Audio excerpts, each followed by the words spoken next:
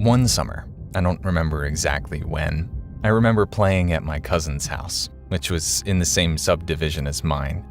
It was just the four of us, me, my cousin, and her two friends. I was the youngest. The house had 2 floors, so we liked to play hide and seek. Then we'd switch to watching cartoons until we got hungry, and then went downstairs to check if there was food. There was no food available in the house, so we decided to buy Halo Halo, a famous dessert here in the Philippines, outside the subdivision instead. My cousin's house was a bit far away from the store, so we took a lot of time walking there. We bought one each, and then we decided to go home. Then my cousin thought that we should do something stupid. There was this big house with a big blue gate and a doorbell near the store. She said that we should do a ding-dong ditch, and the rest of us thought that it was funny, so we did.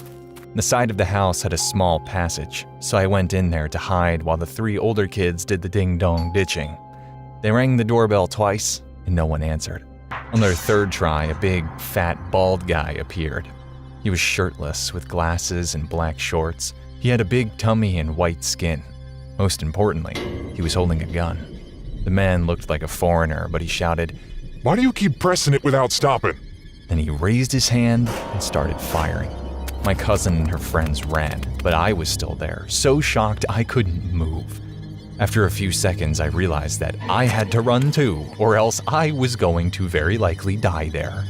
I ran, but the other 3 were already very far away from me. I tried running even faster, even though I was scared and crying, could barely see. I wiped my tears, looked back for a second, and saw that he was pointing his gun at me.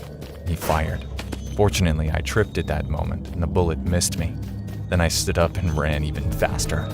When I reached the front of my house, I sat down and cried my eyes out.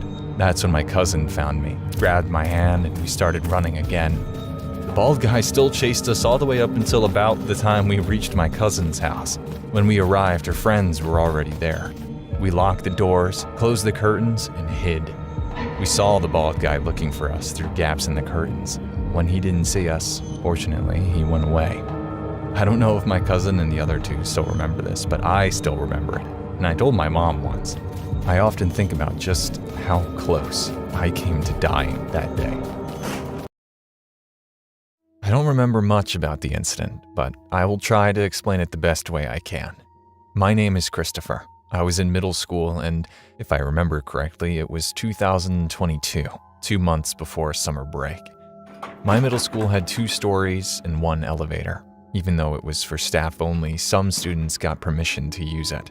Most of my classmates in the school just like to cause trouble, starting fights, vandalizing the restrooms for social media clout, picking on the other students.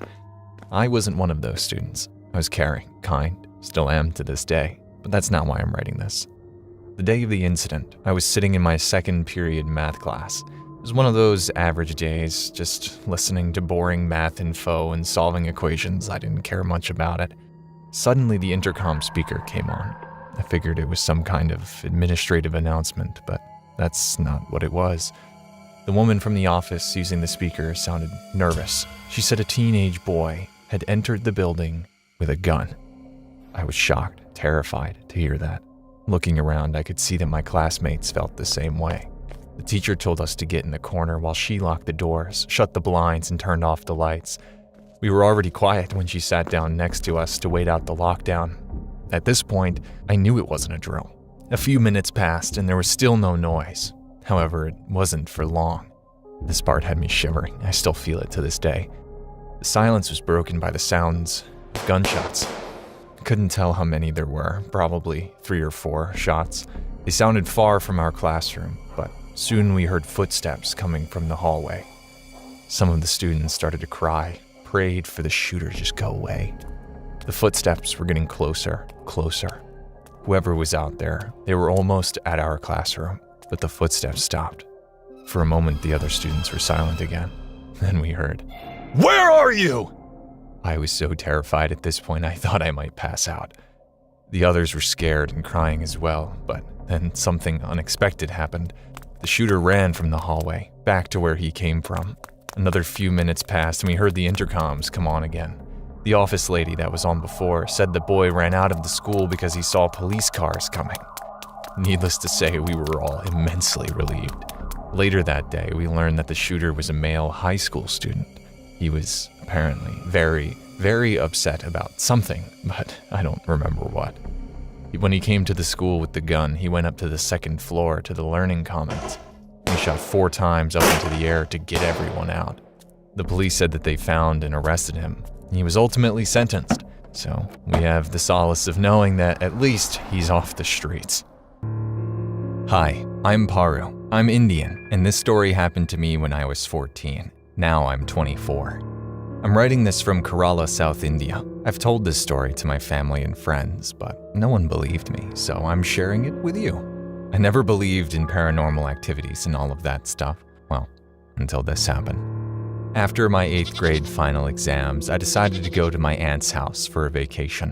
It was a farmhouse. My uncle is a farmer, raised a ton of goats, cows, chickens, dogs, and cats.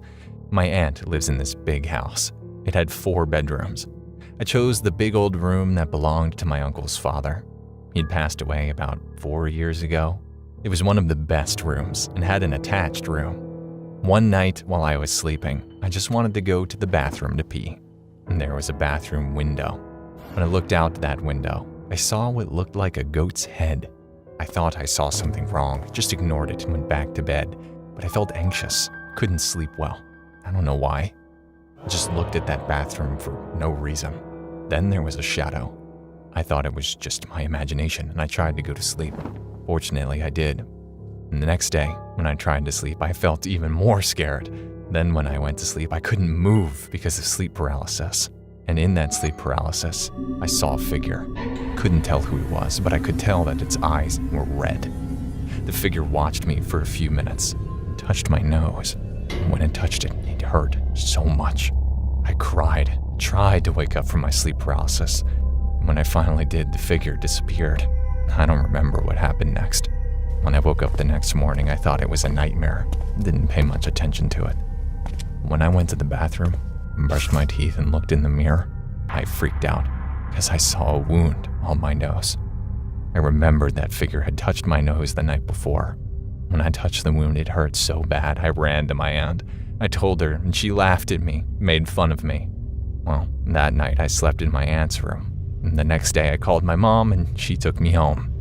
I told my mom about the incident, and of course she didn't believe me. I told my dad, my brother, my classmates. They all think I'm lying. Well, was it really my imagination? And why do I have this scar on my nose? I really don't know. But what I do know is I'm sure I'm not lying.